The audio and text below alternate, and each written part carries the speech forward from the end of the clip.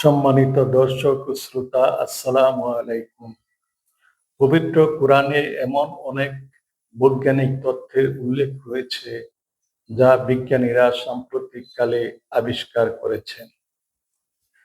জ্যোতির্বিজ্ঞান, পদার্থবিজ্ঞান, ভূবিজ্ঞান, জীববিজ্ঞান এবং বিজ্ঞানের আরো অনেক শাখায় কোরআনের বৈজ্ঞানিক আয়াতগুলো বিংশ শতাব্দীতে উদ্ভাবিত বৈজ্ঞানিক প্রযুক্তি যন্ত্রপাতি দ্বারা যাচাই করা হয়েছে।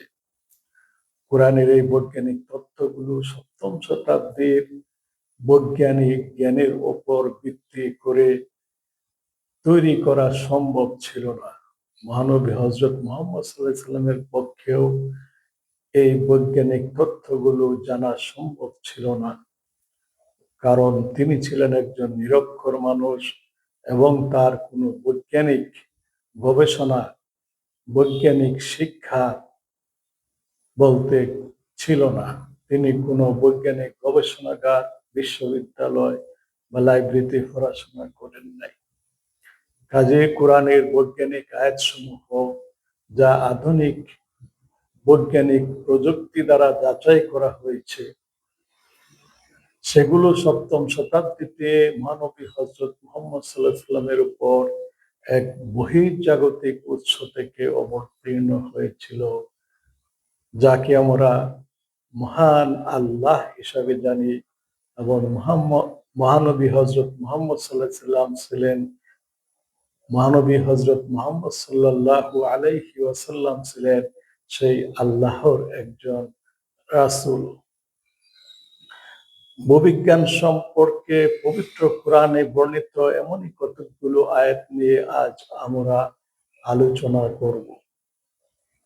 ভূবিজ্ঞান আমাদের পৃথিবী গ্রহ সম্পর্কিত প্রাকৃতিক বিজ্ঞানের সকল শাখাকে অন্তর্ভুক্ত করে। ভূবিজ্ঞানকে আমরা প্রধানত চারটি উপশাখায় ভাগ করতে পারি, যার প্রতিটি আমাদের গ্রহের একটি নির্দিষ্ট বিষয় নিয়ে আলোচনা করে। যেমন ভূবিজ্ঞান, এটি সলিড আর্থ বা কঠিন পৃথিবী সম্পর্কিত আলোচনা করে। এর অন্তর্ভুক্ত বিষয়গুলো হলো শিলা ও খনিজের গঠন, টেকটনিক প্লেট গঠন, ভূমিকম্প, আগ্নেয়গিরি এবং ভূত্বক গঠনকারী প্রক্রিয়া সমূহ। আবহাওয়াবিদ্যা পৃথিবীর বায়ুমণ্ডল বিষয়ক আলোচনা অধ্যয়ন। আবহাওয়াবিদরা আবহাওয়ার ধরন, বায়ুমণ্ডলের সঞ্চালন, বৈশ্বিক জলবায়ু পরিবর্তন এবং বায়ুর মাধ্যমে শক্তির প্রবাহ নিয়ে গবেষণা করে থাকেন। সমুদ্র বিজ্ঞান বা মহাসাগর বিষয়ক অধ্যয়ন, এই শাখায় সামুদ্রিক বাস্তুতন্ত্র বা ইকোলজি, সমুদ্র স্রোত এবং আবহাওয়া ও জলবায়ু নিয়ন্ত্রণে মহাসাগর কিভাবে বায়ুমণ্ডলের সাথে মিথস্ক্রিয়া করে তা নিয়ে আলোচনা করা হয়। জ্যোতির্বিজ্ঞান, পৃথিবী যেহেতু একটি মহাজাগতিক বস্তু, তাই এটি জ্যোতির্বিজ্ঞানেরই অংশ। এটি ভূবিজ্ঞানের সাথে প্রাসঙ্গিক মহাজাগতিক বিষয়, যেমন পৃথিবীর কক্ষপথ, অক্ষের হেলানো অবস্থা এবং চাঁদ ও সূর্যের সাথে এর মহাকর্ষীয় মিথস্ক্রিয়া, পৃথিবীর জলবায়ু, জোয়ার ভাটা, আহ্নিক গতি ও বার্ষিক গতি এবং ঋতু পরিবর্তন নিয়ে আলোচনা করে। ভূবিজ্ঞান অধ্যয়ন আমাদের জন্য কেন জরুরি? প্রাকৃতিক দুর্যোগ যেমন ভূমিকম্প বা তীব্র আবহাওয়ার পূর্বাভাস, প্রাকৃতিক সম্পদ ব্যবস্থাপনা এবং দীর্ঘমেয়াদী পরিবেশ ও জলবায়ু পরিবর্তন অধ্যয়নের জন্য ভূবিজ্ঞান জানা অপরিহার্য। উন্নত স্যাটেলাইট এরে ও ক্ষেত্র গবেষণার মাধ্যমে গ্রহের আন্তঃসংযুক্ত ব্যবস্থাগুলোর পর্যবেক্ষণ করে বিজ্ঞানীরা পরিবেশের উপর প্রাকৃতিক ও মানব সৃষ্ট উভয় পরিবর্তনের প্রভাব আরো ভালোভাবে চিহ্নিত করতে পারেন। এছাড়া পবিত্র কোরআনে আল্লাহ তাআলা মানুষকে পৃথিবী, সমুদ্র, পর্বতমালা মানুষের সৃষ্টি, মরুভূমির সৃষ্টি এবং ভূগর্ভের বিষয়সমূহ, দিন ও রাতের পার্থক্য এবং ঋতুচক্র নিয়ে চিন্তা গবেষণা করতে উৎসাহিত করেছেন, যাতে এদের রহস্য, অন্তর্নিহিত রহস্য উদ্ঘাটন করে মানুষ উপকৃত হতে পারে। কুরআন মানুষকে মহাজাগতিক ও পৃথিবীর বস্তুরাজি নিয়ে গভীরভাবে চিন্তা গবেষণা করতে আহ্বান জানায়, যাতে তারা এক প্রজ্ঞাময় স্রষ্টার অস্তিত্বের নিদর্শন খুঁজে পায়। যেমন পবিত্র কুরআনের সূরা গাশিয়ায় আল্লাহ পাক বলেন, আফালা ইয়ানজুরুনা ইলাল ইবিলি কাইফা খুলিকাত ওয়া ইলাস সামাই কাইফা রুফিআত ওয়া ইলাল জিবালি কাইফা নুসিবাত ওয়া ইলাল আরদি কাইফা সুতিহাত ফাযাক্কির ইন্নামা আনতা মুযাক্কির। তারা কেন গভীর মনোনিবেশ সহকারে লক্ষ্য করে না উটের প্রতি কিভাবে তা সৃষ্টি করা হয়েছে, আকাশের প্রতি কিভাবে তা উঁচু করা হয়েছে, পাহাড় সমূহের প্রতি কিভাবে সেগুলো প্রথিত করা হয়েছে এবং জমিনের প্রতি কিভাবে তা সমতল করা হয়েছে।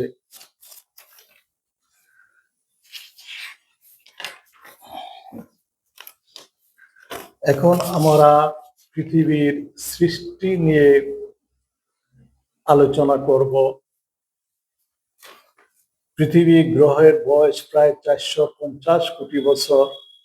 প্রায় 450 কোটি বছর পূর্বে সূর্যের কিছু অংশ বিচ্ছিন্ন হয়ে সূর্যের চারদিকে ঘুরতে থাকে। এগুলো পরে সৌরজগতের গ্রহে রূপান্তরিত হয়। আমাদের পৃথিবী এরূপ একটি গ্রহ।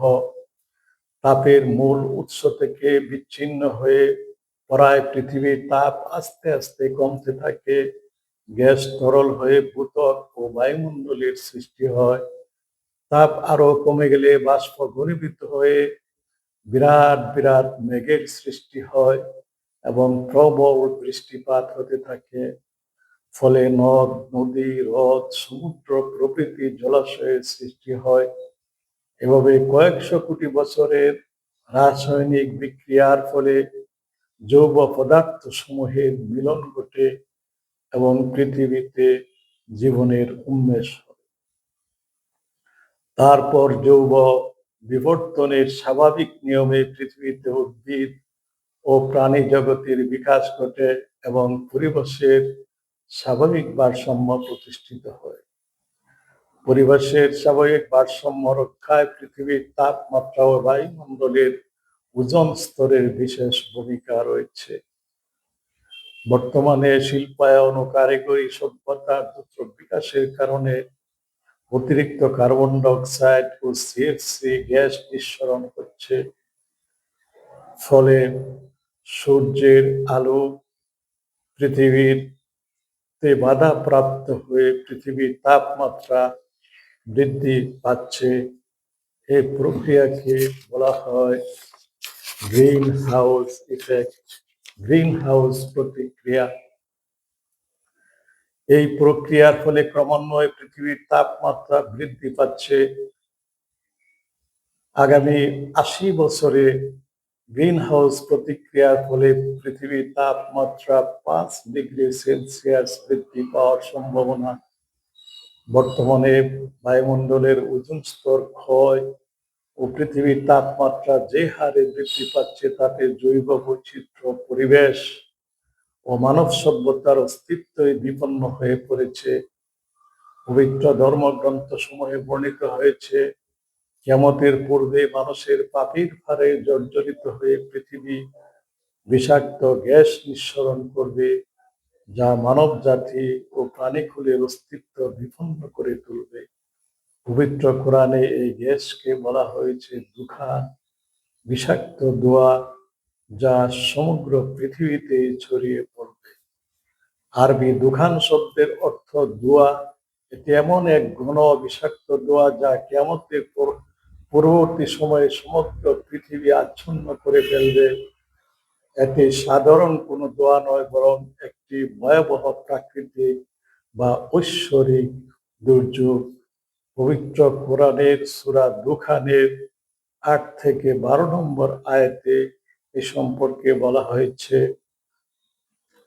লা ইলাহা ইল্লা হুয়া ইহয়ি ওয়া ইউমীত রব্বুকুম ওয়া রব্বু আবাইকুমুল আউয়ালিন বাল হুম ফি শাক্কি ইয়ালহাবুন ফাত্তাকিব ইয়াওমা ইয়াতিস সামাউ বিদুখানিম মুবিন ইয়াগশিন নাসা হাযা আযাবুন আলীম রব্বানা কশিফ আন্নাল আযাবা ইন্না মুমিনুন। আল্লাহ পাক মানব জাতিকে লক্ষ্য করে বলেন যে তিনি মানব জাতির স্রষ্টা, তিনি মানুষকে জীবিত করেন, তিনি মানুষকে মৃত্যু দেন, তিনি মানব জাতি এবং অতীত জাতি সমূহের প্রভু ও পালন কর্তা। কিন্তু মানব জাতি অত্যন্ত গাফিল অবস্থায় একটি বিপর্যয়ের দিকে অগ্রসর হচ্ছে। কাজেই তারা একটি দোয়া, বিষাক্ত দোয়া অপেক্ষা করছে, যেটি সারা দুনিয়ার মানুষকে আচ্ছন্ন করে ফেলবে। এটি একটি আযাব রূপে পৃথিবীতে আসবে।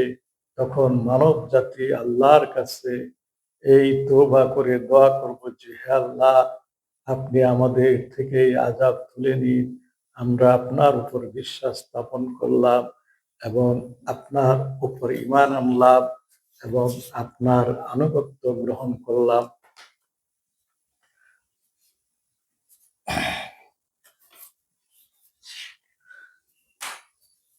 হোমোসেপিয়েন্স বা মানুষই পৃথিবীর একমাত্র বুদ্ধিমান প্রাণী যারা তাদের পর্যবেক্ষণ ক্ষমতা এবং বুদ্ধিমত্তা ব্যবহার করে মহান আল্লাহর অস্তিত্ব সম্পর্কে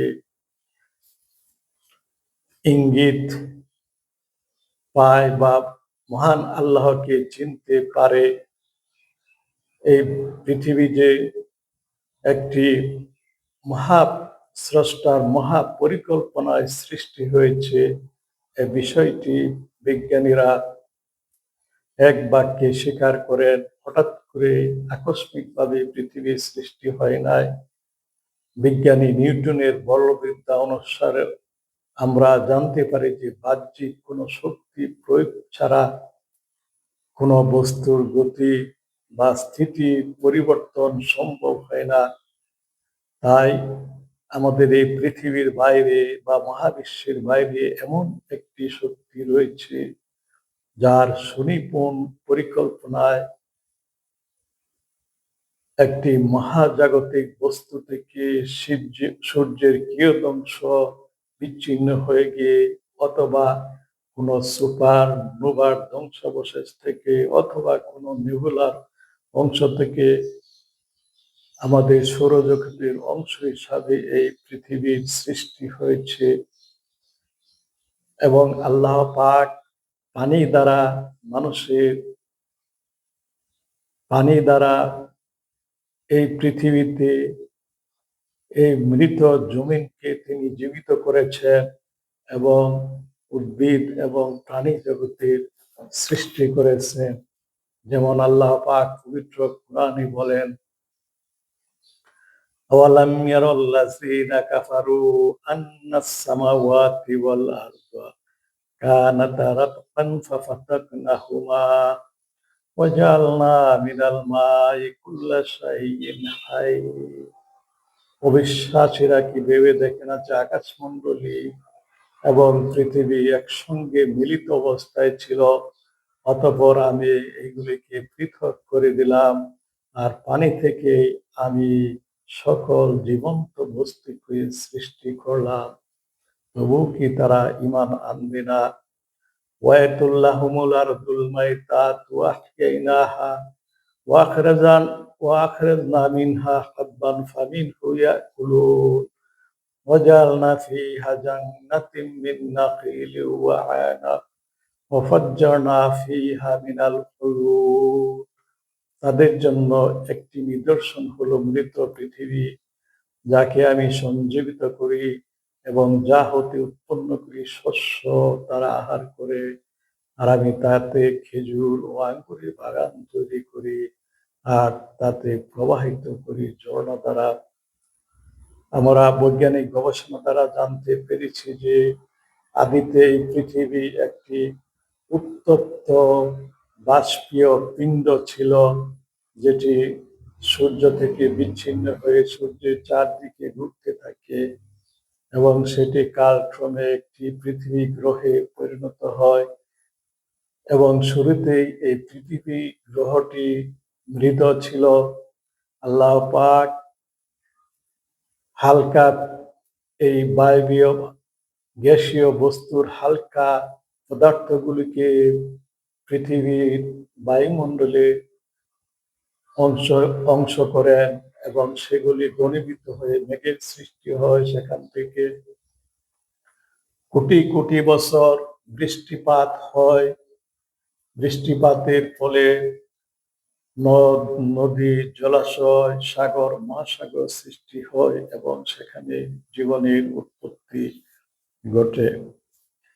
কাজেই আমরা স্পষ্টভাবে জানতে পারি যে 1400 বছর পূর্বে নবী করিম সাল্লাল্লাহু আলাইহি সাল্লাম যে বিষয়টি পবিত্র কোরআনের মধ্যে আমাদেরকে অবগত করেছেন, সেটি আধুনিক গবেষণা দ্বারাই আবিষ্কৃত হয়েছে। কাজেই তিনি যে আল্লাহর রাসূল, এতে সন্দেহের কোনো অবকাশ নেই। পৃথিবীর আকৃতি সম্পর্কেও পবিত্র কোরআনের বিস্ময়কর বিবরণ রয়েছে। 16 শতক পর্যন্ত মানুষের ধারণা ছিল যে পৃথিবী সমতল। 1597 খ্রিস্টাব্দে ব্রিটিশ বিজ্ঞানী স্যার ফ্রান্সিস ড্রেক সর্বপ্রথম পৃথিবী প্রদক্ষিণ করেন এবং তিনি প্রমাণ করেন যে পৃথিবী গোলাকার। কিন্তু এই বিষয়টি 7ম শতাব্দীতে পবিত্র কোরআনে বর্ণিত হয়েছে। যেমন একটা আয়াতে আমরা দেখতে পাই, আলাম তারু আন্নাল্লাহা ইউলিজুল লাইলা ফিন নাহারি ওয়া ইউলিজুন নাহারা ফিল লাইলি ওয়া সাখখারাশ শামসা ওয়াল কামার। তুমি কি দেখতে পাও না আল্লাহ রাত্রিকে দিনে এবং দিনকে রাত্রিতে প্রবিষ্ট করেন এবং সূর্য চন্দ্রকে নিয়ন্ত্রণ করেন। এখানে প্রবিষ্ট করার অর্থ হলো রাত ধীরে ধীরে দিনে এবং দিন রাতে পরিবর্তিত হয়। এই ঘটনাটি কেবল তখনই সম্ভব হতে পারে যদি পৃথিবী গোলাকার হয়।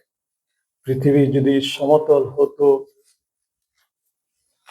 তাহলে রাত থেকে দিনে বা দিন থেকে রাতে হঠাৎ করে পরিবর্তন হয়ে যেত। সকাল সন্ধ্যা দুপুর এগুলি আমরা দেখতে পেতাম না। আরেকটি আয়াতে আল্লাহ পাক এই বিষয়টি নিশ্চিত করেছেন, খালাকাস সামাওয়াতি ওয়াল আরদা বিল হক ইউকাব্বিরুল লাইলা আলান নাহারি ওয়া ইউকাব্বিরুন নাহারা আলাল লাইলি ওয়া সাখখারাশ শামসা ওয়াল কামার। তিনি রাত দ্বারা দিনকে আচ্ছাদিত করেন এবং রাতকে আচ্ছাদিত করেন দিন দ্বারা। এখানে আরবি শব্দটি হলো কাওয়ারা, যার অর্থ আবৃত করা বা কুণ্ডলী পাকানো। ক্রিয়াপদটির মূল অর্থ হলো মাথার চারপাশে পাগড়ি পাকানো। দিন ও রাতের এই আবৃত হওয়া বা কুণ্ডলী পাকানো কেবল তখনই সম্ভব যদি পৃথিবী গোলাকার হয়। তিনি রাতকে দিন দ্বারা আচ্ছাদিত করেন, রাতকে দিনকে রাত্রি দ্বারা আচ্ছাদিত করেন। আরবি শব্দ ইউকাইয়িরু ও কুরা আরবি শব্দ থেকে উদ্ভূত হয়েছে, যার অর্থ বৃত্ত বা ফুটবল। সুতরাং এই আয়াতটি আমাদের স্পষ্টভাবে জানায় যে পৃথিবী একটি বৃত্ত বা ফুটবলের মতো গোলাকার। যেহেতু পৃথিবী ঠিক গোলাকার নয়, তাই কোরআনের আরেকটি আয়াতে সম্পর্কে বলা হয়েছে, ওয়াল আরদা বা'দা যালিকা দাহাহা আখরাজা মিনহা মাআহা ওয়া মারআহা ওয়াল জিবালা আরসাহা, সূরা নাজিয়াত। এরপর তিনি পৃথিবীকে ডিম্বাকৃতি করে বিস্তৃত করেছেন এবং তা থেকে তিনি পানি ও চারণভূমি সৃষ্টি করেছেন এবং পর্বতমালাকে দৃঢ়ভাবে প্রথিত করেছেন। এখানে ডিমের আরবি শব্দটি হলো দাহা, যার অর্থ উট পাখির ডিম। উট পাখির ডিমের আকৃতি স্ফেরিক্যাল বা গোলাকার, যা ডিম্বাকৃতি, যা পৃথিবীর আকৃতির অনুরূপ। সুতরাং কোরআনের বর্ণিত পৃথিবীর আকৃতির যে বর্ণনা দেওয়া হয়েছে, যদি কোরআন অবতীর্ণ হওয়ার সময় প্রচলিত ধারণা ছিল যে পৃথিবী সমতল, কাজে এই বিষয়টি আমাদের কাছে স্পষ্ট হয়ে পড়েছে যে যে বিষয়টি মানুষ সমতল বলে জানত, ওই সময়ে কিভাবে মহানবী হযরত মুহাম্মদ সাল্লাল্লাহু আলাইহি সাল্লাম সেটিকে ডিম্বাকৃতি বা গোলাকার বলে অভিহিত করেছেন। এতে আমরা স্পষ্ট বুঝতে পারি যে মহানবী হযরত মুহাম্মদ সাল্লাল্লাহু আলাইহি সাল্লামের উপর পৃথিবীর সৃষ্টি সম্পর্কে, পৃথিবীতে প্রাণী জগতের, জীব জগতের, পানি থেকে জীবনের উৎপত্তি সম্পর্কে, গ্রিন হাউস প্রতিক্রিয়ার ফলে মানুষের বিপদের কথা এবং পৃথিবীর গোলাকার আকৃতি সম্পর্কে যে জ্ঞান, যে বার্তা তিনি মানব জাতিকে প্রদান করেছেন, সেটি তার নিজস্ব কোনো জ্ঞান ছিল না, কারণ তিনি ছিলেন একজন নিরক্ষর মানুষ। তিনি কোনো বিশ্ববিদ্যালয়, ল্যাবরেটরি বা গবেষণাগারে কাজ করেন নাই। কাজেই এই বিষয়গুলি সম্পর্কে কোরআনের বর্ণনা সপ্তম শতাব্দীর বৈজ্ঞানিক জ্ঞানের উপর ভিত্তি করে হতে পারে না। মহানবী হযরত মুহাম্মদ সাল্লাল্লাহু আলাইহি ওয়াসাল্লাম পক্ষেও ওই বিষয়গুলি জানা সম্ভব ছিল না। কাজেই এই বার্তাটি সপ্তম শতাব্দীতে মহানবী হযরত মুহাম্মদ সাল্লাল্লাহু আলাইহি সাল্লামের উপর মহাকাশে বা বহির্জগতের একটি উৎস থেকে নিশ্চয়ই অবতীর্ণ হয়েছে, যিনি হলেন মহান আল্লাহ। আর মহানবী হযরত মুহাম্মদ সাল্লাল্লাহু আলাইহি সাল্লাম ছিলেন সেই মহান আল্লাহর রাসূল। আসসালামু আলাইকুম ওয়া রাহমাতুল্লাহ।